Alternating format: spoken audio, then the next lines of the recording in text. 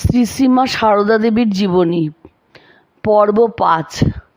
কামারপুকুরে একাকী থাকাকালীন পড়াশোনা করার চেষ্টা করতেন মা। তিনি নিজে বলেছিলেন, কামারপুকুরে লক্ষ্মী, শ্রীরামকৃষ্ণের ভাইজি আর আমি বর্ণপরিচয় একটু একটু পড়তুম। ভাগ্নে হৃদয় বই কেড়ে নিলে বললে, মেয়ে মানুষের লেখাপড়া শিখতে নেই, শেষে কি নাটক নভেল পড়বে? লক্ষ্মী তার বই ছাড়লে না।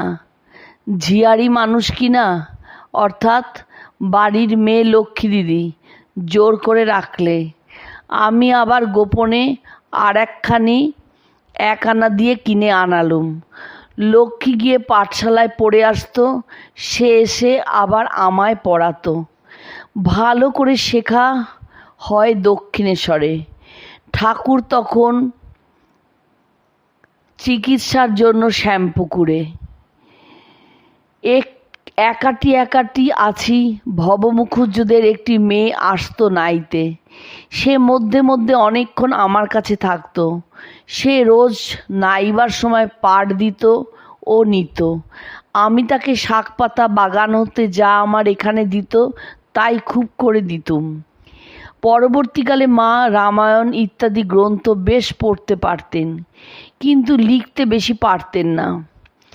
মার এই বিদ্যানুরাগ চিরকাল ছিল। নিবেদিতার স্কুলের উদ্বোধন করেছিলেন মা।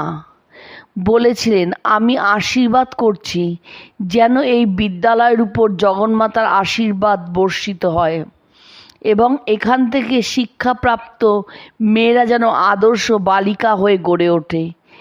এই স্কুলে ছাত্রীদের প্রতি মার বিশেষ স্নেহদৃষ্টি ছিল।